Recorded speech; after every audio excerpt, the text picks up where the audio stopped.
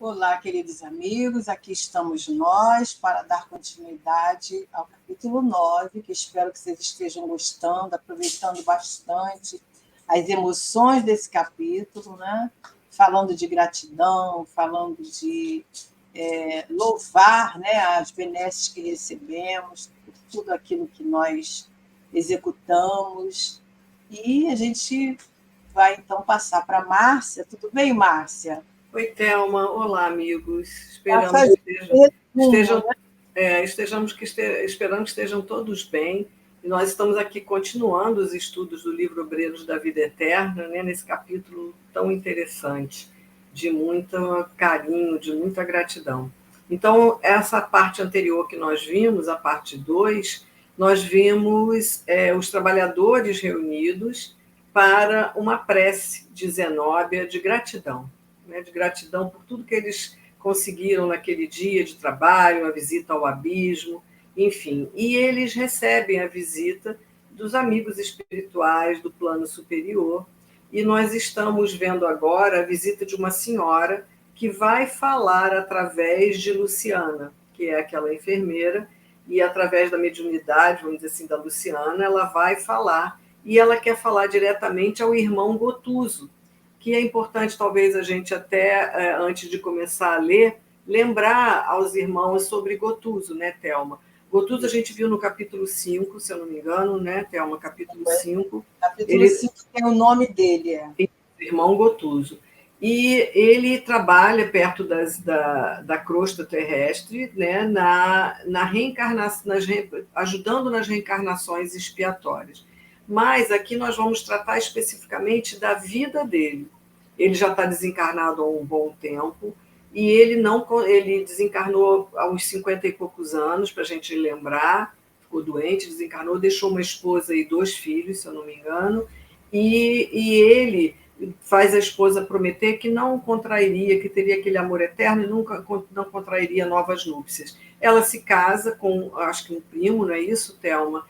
E ele é ganancioso, acaba com toda os bens que eles tinham, e ainda uma pessoa de uma índole não tão confiável, acaba levando os filhos, desencaminhando os filhos dele, né, dos 2 jovenzinhos. Então ele guarda muita mágoa, muito ódio em seu coração. Então essa irmã que vem falar com ele, nós vamos ver quem ela é, e ela vem conversar exatamente com o irmão Gotuso, que está perdendo várias oportunidades de continuar. Ele é um trabalhador abnegadíssimo, mas a gente vê que a vida dele, particular, né, de crescimento, está meio estacionada. É isso que nós vamos ver. É isso mesmo. Então, a gente vai continuar a leitura dessa parte 3, né, do capítulo 9, onde nós vamos conhecer quem é essa senhora que se apresenta ali através da mediunidade de Luciana, e nós vamos, então, conhecer o que ela vem falar para o Gotuso, né, especialmente direcionado para ele. Né, uma visita de grande importância, nos 2 sentidos, vocês vão ver. Então, ela sorriu benévola, né, a senhora que estava dando a comunicação através da Luciana, e continuou. Relevem-nos, pois, delicados amigos. Nossas experiências mais elevadas resultam da permuta, da troca incessante de valores comuns. O coração que ama em Jesus é a operosa abelha que recolhe o mel de sabedoria em todas as flores de amor e trabalho.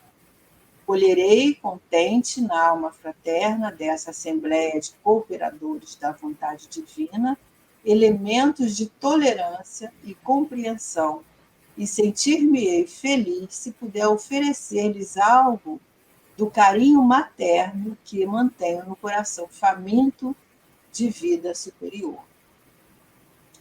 Ela fez reduzido intervalo entre a saudação ali às pessoas e falando do objetivo da sua permanência ali entre a equipe. E, em seguida, dirigindo-se em particular ao colega, quer dizer, ao Gotuso, que lhe recebia a visita, expressou-se com acentuada inflexão de ternura. Gotuso, meu filho, serei breve. Antes de adverti-lo, já roguei ao Senhor, o abençoe e o inspire sempre. Ouça desapaixonadamente a palavra de sua mãe e velha amiga. Então, a gente fica sabendo aqui que ela vem fazer carinho materno ao coração de Gotuso, seu filho. E ele, como a Márcia contou para nós, relembrou, né, ele é um trabalhador. Embora ele esteja trabalhando num local de grande importância, né, lidando com encarnações futuras de almas muito necessitadas, ele se encontra também num momento de especial atenção da sua mãe. E como todas as mães, né, atentas, ela vai lá ao socorro dele, né, Márcia? Que alegria isso, né? Ter a sua mãe podendo vir ajudá-los, né? E a gente... É interessante que mãe é sempre mãe, a gente vê muito isso nas mesas mediúnicas também, né? Nas reuniões mediúnicas, como aquele filho que às vezes está ali com o coração endurecido, às vezes está ligado ao mal, que não é o caso do Gotuso, e não consegue ser convencido por nada, mas quando vem a mãezinha até ele, e aí eles conseguem se dobrar, se permitir, ficam, então, realmente, a presença da mãe muda tudo. E o Gotuso estava necessitado desse olhar maternal, né? Porque ele traz essas mágoas, como você lembrou, que fazem mal a ele, porque as mágoas aí a gente vê, ele é um trabalhador ativo, é um trabalhador dedicado, consciente da sua tarefa, mas isso não impede de nós termos as nossas dores, os nossos conflitos no mundo espiritual, né? Porque a gente leva tudo aquilo que a gente amealhou aqui durante a nossa vida e durante as situações que nós ainda estamos apegados, né? Então, ela vai fazer agora o pedido dela, né? Desprenda-se das ideias antigas para compreender melhor as concepções inferiores do nosso eu, do nosso ego, né? Que também se cristalizam, impedindo a penetração da luz em nosso campo interno. Escute, filho meu, como pode menosprezar a santa oportunidade de elevação? Como pode permanecer em repouso perante as necessidades primordiais do espírito? O mestre aproveita as qualidades utilizáveis do discípulo em determinado setor do aprendizado, adiando, por misericórdia, a melhoria e o aprimoramento de certas zonas obscuras da personalidade. Por vezes, o aprendiz retarda-se meses, anos, séculos.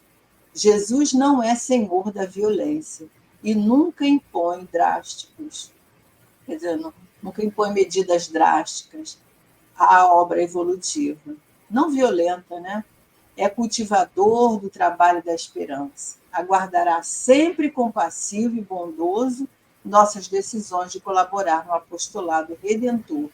Suportará nossas faltas, aliás, muitas vezes. Entretanto, em nosso próprio interesse, deveremos atentar vigilantes para os seus ensinamentos, com sincera disposição de aplicá-los. Então, ela está explicando para ele, né, que Jesus nos aguarda, mas chega um momento que a gente precisa de avançar. Nós não podemos ficar esperando ou acomodados na nossa zona de conforto. O que me parece aqui é que o Gotuso ele tinha dificuldade em encarar essa oportunidade da reencarnação, né?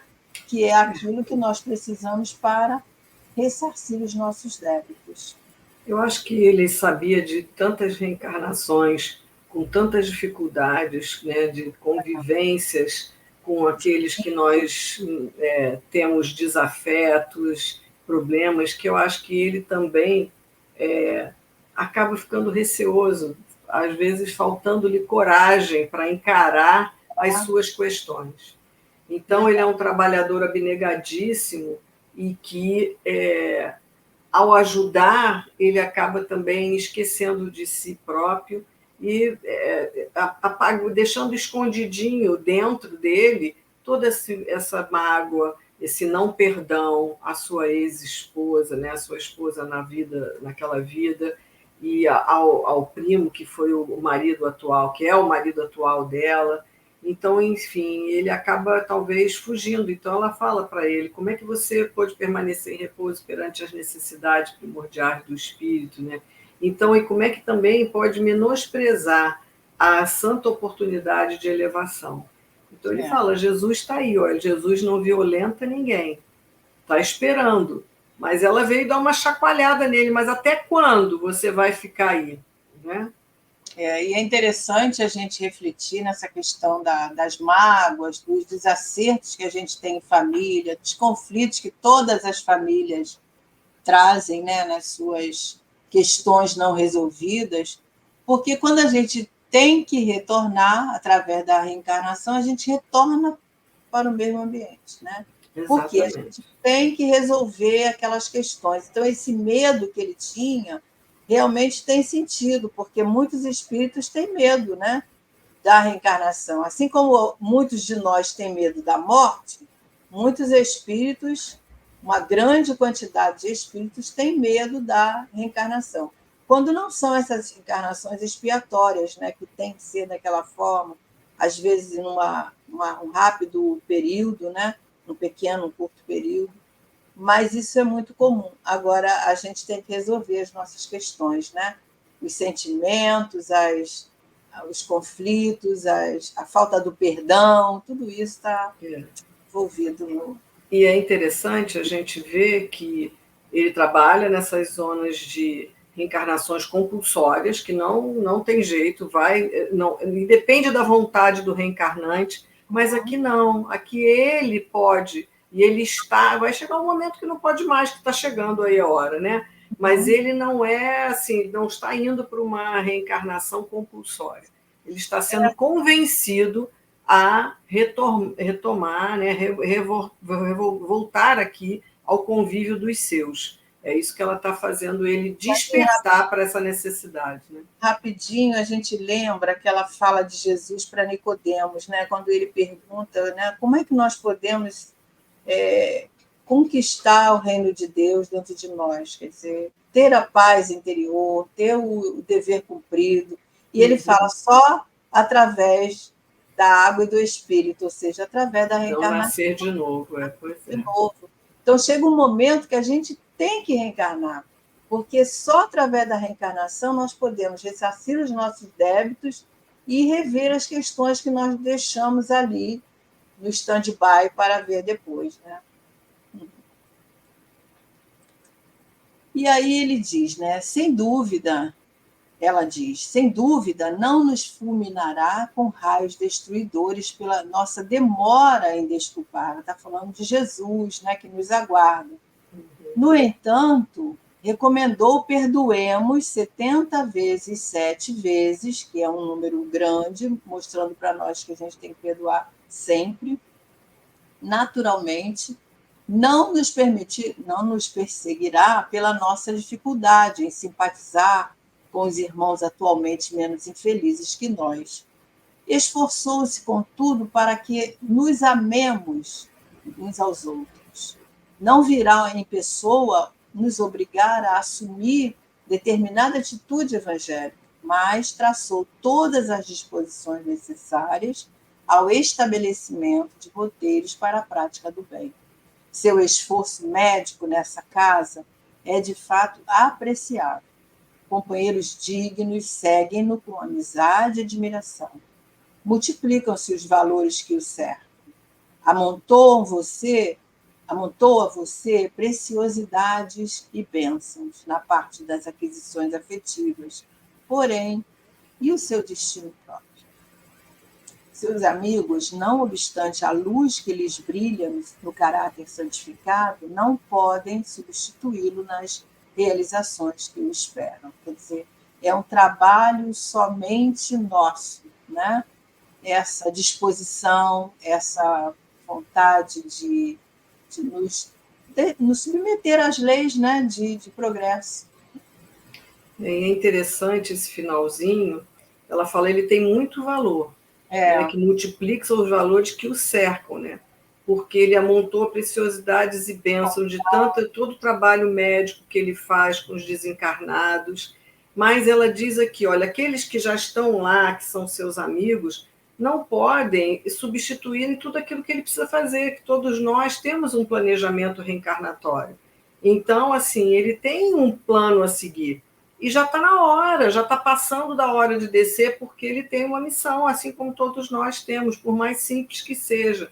Então, esses amigos que já estão não podem substituí-lo nas realizações que o esperam na crosta, né? Então, é isso que ela está aqui falando, e ela vai continuar falando aí para ele. E muitos já estão reencarnados, né, aguardando a chegada dele. A gente vai Exatamente. Ver. Então, ela continua. Suas manifestações de natureza exterior instruem e confortam. Quer dizer, ele fazia tudo ali para os outros. Outros. Né? Os outros. Seus pensamentos mais íntimos, entretanto, dilaceram-nos o coração. Quer dizer, ele trazia os seus conflitos, as suas dúvidas. Como conduzirá doentes à cura se prossegue magoado com aqueles que o feriram aparentemente?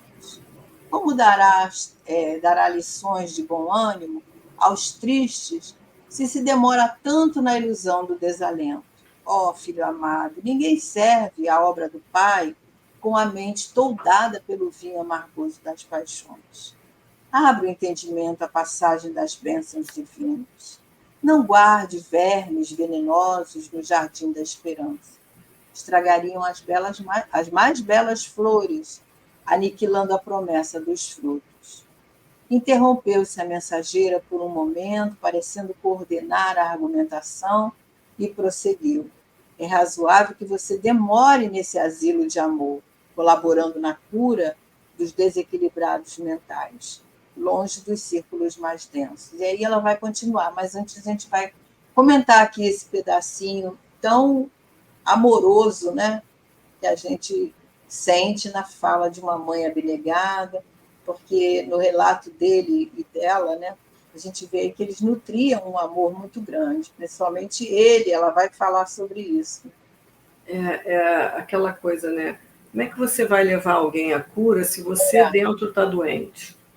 Né? Se você não se cura? Ele ajuda, com certeza, muita gente, mas como é que você fica cuidando se você não consegue? Como é que você vai dar lição de bom ânimo aos tristes se dentro de você está tão iludido, ainda tão desalentado? É algo que, vamos dizer assim, é como se fosse mais para o exterior, né? Mas no interior ele está ali se moendo, ficando mal, né? E ele tem que atender, né, esses rogos aí do próprio coração, né?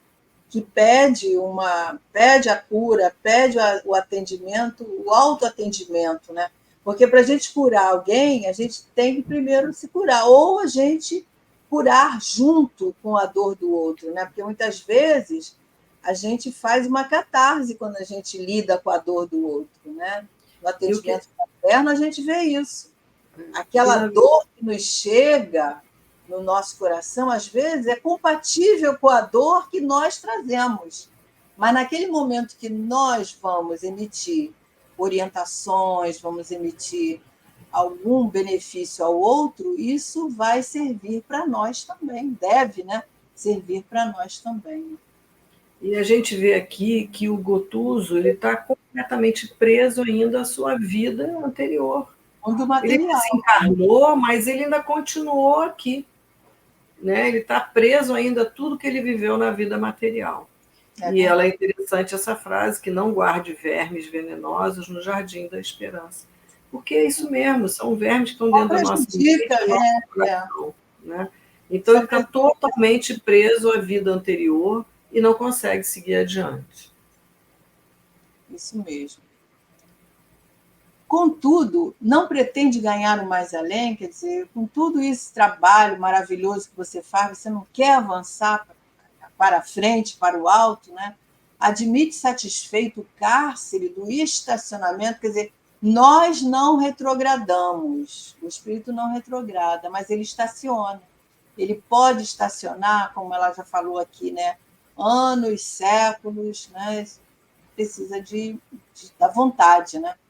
Malgrado o caráter do trabalho edificante, não desejará libertar-se para libertar efetivamente os prisioneiros da ignorância, não demandará o plano superior para ser mais útil aos que intentam galgar a escada reveladora da luz imortal? Não fala você agora dentro da afetuosa impertinência de mãe. Nossos laços, presentemente, em relação ao passado, são muito diversos. Somos ambos filhos do Pai Altíssimo. E creia que a minha devoção por você não é menor. Não abandonarei as inclinações menos elevadas, não obstante justificáveis na tabela das convenções puramente humanas. E, em razão disso, venho ouvi-lo sobre os seus propósitos. Você tem cooperado espontâneo e assíduo nas tarefas do bem. É um trabalhador com direito a descobrir os próprios erros e a retificar o caminho que lhe compete. Então, é por isso que a gente, Márcia, eu fico pensando, quando a gente lê um relato desse, um questionamento desse, que é por isso que nós precisamos de colocar aquilo que a gente aprende na nossa vida, né? Os ensinamentos de Jesus, os ensinamentos dos Espíritos, é para isso, não é para nós adquirirmos só o conhecimento, né? Quando não colocamos na nossa vida, nós estamos prejudicando a nós mesmos. Estamos estacionando ali, porque em algum momento a gente vai ter que rever tudo isso que a gente pensou que aprendeu, né? E é interessante que lá, quando a gente estudou sobre o irmão Gotuso, André pergunta por que ele ainda não, depois de tanto trabalho, por que ele ainda não galgou outros espaços, outros planos, outros patamares, não saiu dali. E aí é que ele conta esse passado dele, e aí ele fala, por isso eu não consigo ainda evoluir, porque eu ainda estou preso a essa vida, né? Então ela pergunta para ele, você não quer ir para o plano, né? Não tem vontade de ir para o plano superior para ser mais útil aos que intentam galgar a escada reveladora da luz imortal? Né? Então, assim, ela fala, você não tem vontade de aspirar, de crescer, de evoluir? E ela fala que hoje ela está ali falando como mãe, mas ela já tem laços com eles de muitos e muitos tempos, e de vários tipos, né? De filho, de mãe, de pai, de esposa, de que seja o que for. Ela diz aqui que são muitos, né? O relação ao passado, os laços são muito diversos. Né? Nesse momento, ela está ali falando como amiga e como mãe que ela foi na última encarnação. Né? Isso. Ouça, porém, meu filho, e compreenda-me. Venho intercedendo junto às autoridades que nos regem os destinos para que a sua consciência desperte para a divina luz. O grupo doméstico, amado e inesquecível, espera por você na preparação da felicidade por vindoura. As palavras pronunciadas exprimiam enorme bagagem de considerações que ficariam por dizer.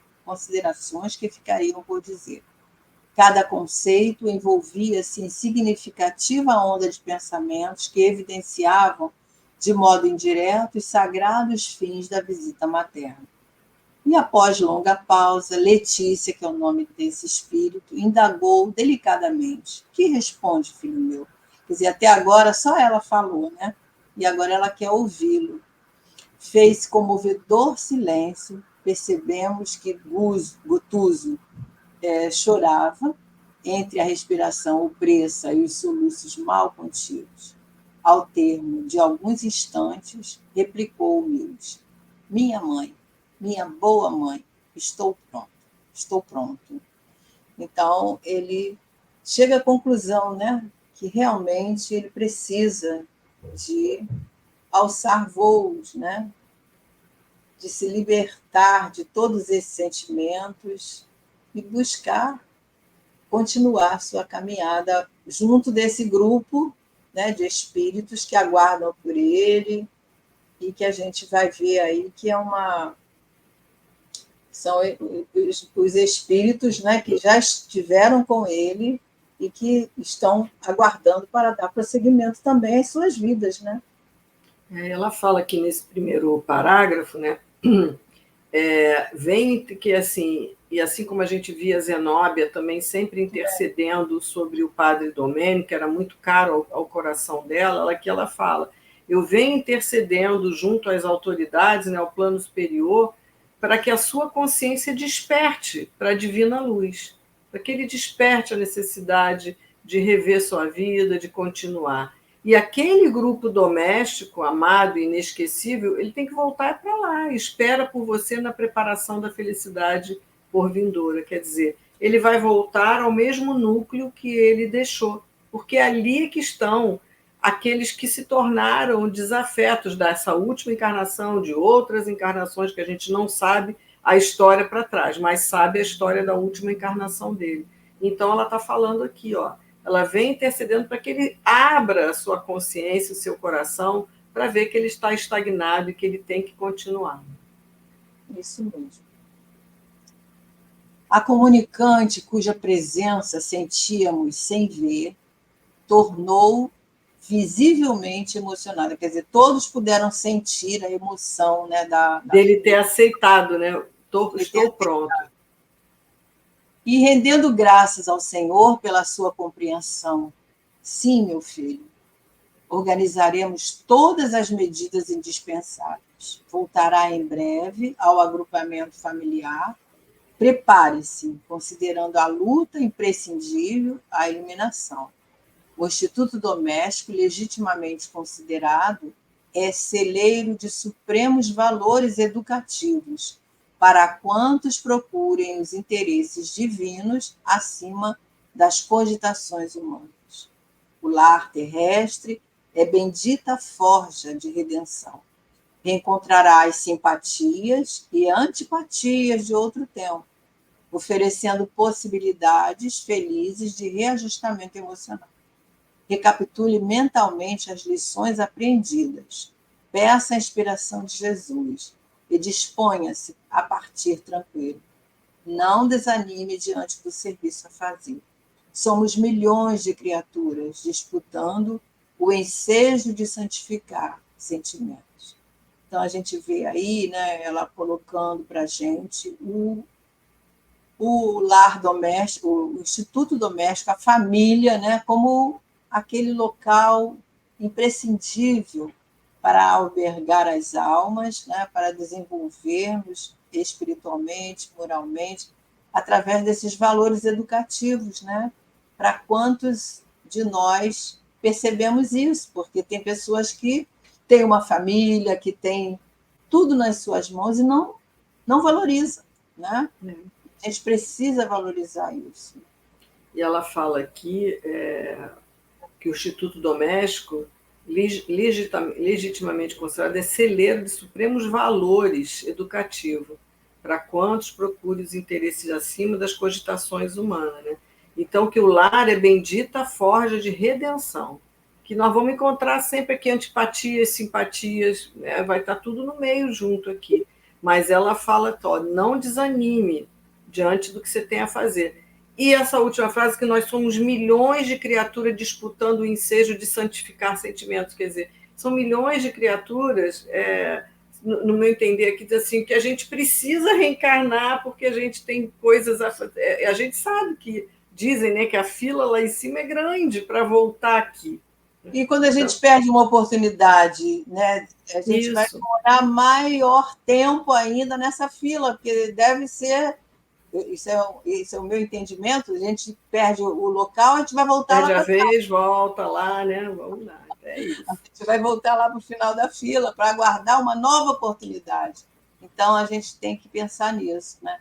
E a gente, enquanto está em família, procurar rever essas questões para ir trabalhando, né? Tentar, pelo menos, trabalhar isso enquanto estamos a caminho todos, né? E aí ela vai continuar, né? E aí ela diz: no passado, raras vezes, procedíamos em obediência aos ditames da lei. Se exteriorizávamos estima, perdíamos em excessos de paixão, como perdulários do afeto, quer dizer, desperdiçando os afetos, que é o que a gente acabou de falar. Muitos agem assim, né? Não valorizando o cadinho familiar, né? E aí ela diz: se manifestávamos atitude de corrigenda, cedíamos à cegueira do ódio como cultores do exclusivismo feroz. É necessário regressar ao curso, regressar ao cadinho familiar, para conquistar o equilíbrio espiritual necessário à elevação. Gotuso, em lágrimas, não conseguia falar. A ex-genitora, todavia, deixando-nos perceber que lhe captava os mais íntimos pensamentos, acentuou, depois de mais longo interregno, mais longo período, né, de calado ali, percebendo qual seria a atitude dele.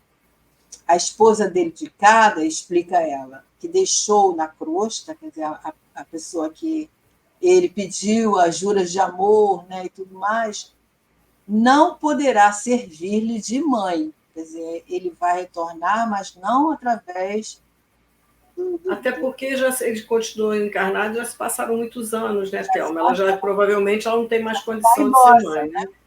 Entretanto, ser-lhe-á carinhosa e experiente avó. Seu adversário gratuito, pobre homem, que se entregou à inveja e à ambição destruidora, que é aquele com quem ela se casou novamente, né? Receberá seus beijos infantis e com eles os eflúvios do seu perdão renovador. Quer dizer, ele não será filho desse casal, mas ele será neto, né? E Filho aí, dos filhos dele. os filhos dele. Então, e aí o outro ensinamento de Jesus, né, que a gente volta na terceira e na quarta geração. Olha É, só, né? Então, os bem nossos interessante. netos, pois é, os nossos netos têm um significativo muito grande. São espíritos que fizeram parte da nossa vida que retornam hoje, né? Para Isso. a gente ter uma nova oportunidade aí de ressarcir os nossos débitos e rever os nossos compromissos, né? E aí ela continua: que coração enganado pelos maus sentimentos não se dobrará entre as mudanças da vida. O ex-inimigo penetra agora no declínio das ilusões. Sua alma atravessa atualmente o pórtico que dá acesso à velhice do corpo temporário. Eles já estão idosos, né? Ao invés de lembranças doces que lhe afaguem o espírito, curtirá aflitivas reminiscências. Sua presença atenuar-lhe-á os pesares, enquanto as doenças do desequilíbrio lhe vergastarem a carne e as recordações penosas lhe castigarem a mente, será você o neto consolador, mensageiro de paz em forma de criança. Ajudá-lo-emos a consagrar-lhe atenção e carinho. No desencanto do corpo cansado e na ternura infantil, o espírito consegue sublimes realizações para a vida eterna. Então, talvez ele seja aquele neto, né, amoroso que vai ter a paciência com os avós, ou vice-versa, né, aqueles avós dedicados, como oportunidade de ressarcimento. E aí a gente fica pensando nos avós, que tem um ditado que os avós são aqueles que não educam, estragam. É um pensamento errado, né? Que estragam os netos, né? Porque querem fazer as vontades. É justamente isso, né? O sentimento que a gente quer refazer, a gente quer isso, acho que é por aí, né? Que a gente pode entender. E é interessante, né, dele ficando mais velho, ela fala, olha, ao invés de lembranças doces que lhe afaguem o espírito, vai cultivar aflitivas reminiscências. Então, ele vai lembrar de todo o mal que ele fez para ela, para os meninos, quanto que ele enganou a outras pessoas. Então, ela disse assim, olha, essa velhice dele vai fazer com que ele tenha recordações penosas a lhe castigarem a mente. E o menino, né, o menino ou menina, a gente não sabe se ele vai reencarnar como menino ou menino, não importa, é que vai ajudar ele nesse carinho e atenção. Então é isso, né? Nesse desencampo do corpo cansado, a criança vem e afaga aquele coração. Né? Ainda temos mais um slide, né? Isso. Então, novo intervalo da visitante, que continuou em seguida. Seu futuro pai, na efêmera existência, quer dizer, a gente vai ver aí que ele pensar, né, que ele tem uma existência mais curta, né? Coração particularmente amado do seu receberá concurso amoroso decisivo de um filho muito caro, elevando-se à nobilitante altura moral, pelo sagrado estímulo de sua companhia. Sua volta infundir-lhe-á mais respeito ao mundo e aos semelhantes. Desejará cultivar virtudes e valores a fim de que você lhe abençoe a paternidade. Chorará com as suas dores, rir-se-á com as suas alegrias, sentir-se-á novo homem ao contato de suas mãos pequeninas. Seu esforço futuro, após a realização que vem levando a efeito, beneficiará todo o grupo familiar em abençoada tarefa que não pôde realizar na condição que passou. Ó, meu filho, haverá aventura maior que a de liquidar nossos débitos e partir unidos para os júbilos do cântico imortal de integração com a divindade? Outras escolas mais belas esperam por nós, outras glórias nos felicitarão para sempre. Sigamos para Deus. Então é Maravilhoso. isso, né? Então a gente vê aqui que ele vai, né, ser neto da sua ex-esposa, né, da esposa que foi na última encarnação, e que ele vai ali para angariar valores e ajudar essa família.